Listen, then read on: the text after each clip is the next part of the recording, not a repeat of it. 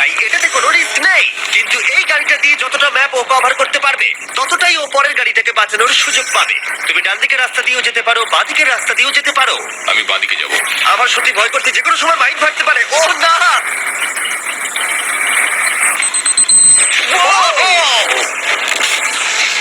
ঠিক আছে, বাঁদিক দিয়ে যাওয়া যাবে না। একটা গাড়ি ফেটে গেছে আর চারটে বাকি আছে, কিন্তু এবারে $25,000 বাজিতে রয়েছে। চলো শুরু করা যাক। ও ও এর ওখানে মধ্যে কি করছে? কার ও কি করছে এটা কি? কাল যাতে তোমার গাড়িটা ভালো করে পড়ে তার ব্যবস্থা করছে। মাইন্ড ফাটলে জানি না গাড়িটার কি অবস্থা হবে। ধন্যবাদ কার্ল। প্রথমবারই বাইরন ভুল পথটাকে বেছে নিয়েছিল, তার মানে ডান দিকের রাস্তাটা হলো ক্লিয়ার। তুমি কি এতে 25,000 রেখে ভুল করেছো? হ্যাঁ অবশ্যই। আবার ওকে একটা রাস্তা বেছে নিতে হবে। তুমি ডান দিকে যাবে নাকি বাঁ দিকে? আমি ডান দিকেই যাব। এখন অব্দি ঠিকই যাচ্ছে। আমি গেলে ওই দিক দিয়ে যেতাম। দুটো গাড়ি উড়ে গেল আর তোমার $25,000 পুড়ে ছাই হয়ে গেল।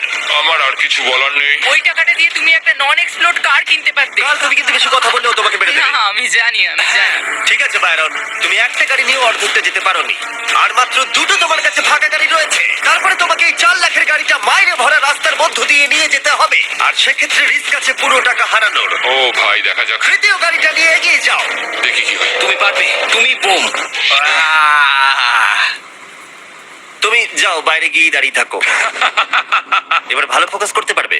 সত্যি কথা বলতে এখন আমার গাড়ি কোথা দিয়ে যাচ্ছে আমি সেটাও দেখতে পাচ্ছি না। ও আমি আর অপেক্ষা করতে পারছি না, মাইন্ড যে কোনো সময় পারতে পারে। ভাই কিছুই তো দেখতে পাচ্ছি না। তুমি আবার পরের 50-50 তে চলে এসেছো, কি সিদ্ধান্ত নেবে? তুমি ডান দিকে যাচ্ছ। হ্যাঁ কিন্তু ও সাবধানে। মাই গড। আমার খুব নার্ভাস লাগছে। মনে রাখো, ফাঁকা গাড়ি নিয়ে যতটা পথ অতিক্রম করতে পারবে ততই তোমার 4 লাখের গাড়িটাকে সুরক্ষিতভাবে অপর প্রান্তে নিয়ে যেতে পারবে। এখন অব্দি ঠিকই আছে। এবার কোন দিকে যাবে? এবারে বাঁদিকে যাব। তুমি কেন বাদিকে যাচ্ছ? জাস্ট মনে হলো এটা খুবই চাপের। হ্যাঁ সেটাই তো হওয়া উচিত। তাহলে এখন মজা করার সময়। ক্ষমা করো, এটা পাগলামি।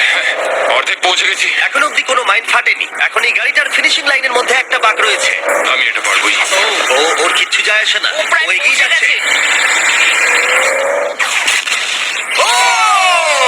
এখন তুমি একটা জেতার রাস্তা পেয়ে গেছো, কিন্তু প্রশ্ন হলো তুমি কি মনে রাখতে পারবে? না কিন্তু আমাকে যেতেই হবে। ওর শেষ ফাঁকা গাড়িটাকে নিয়ে বাইরন চেষ্টা করলো রাস্তাটাকে মুখস্থ করবার।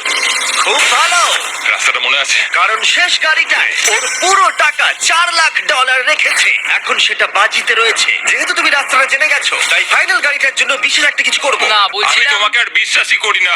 এই রাউন্ডে আমরা গাড়িটার পিছনে যাব। চলো শুরু করো। চলো।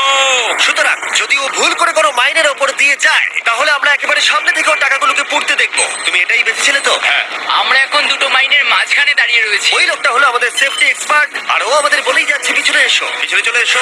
কেন আমরা সেফটি এক্সপার্ট? কার জিমি, পিছনে আসতে বললাম ও তো। করছেটা কি? আমরা মাইন ফিল্ড দিয়ে হাঁটছি, কি হচ্ছেটা কি? তুমি থেমো না। দাঁড়াও, আমি কোন দিক দিয়ে গেছিলাম আমার মনে পড়ছে না। আমার মনে হচ্ছে না যে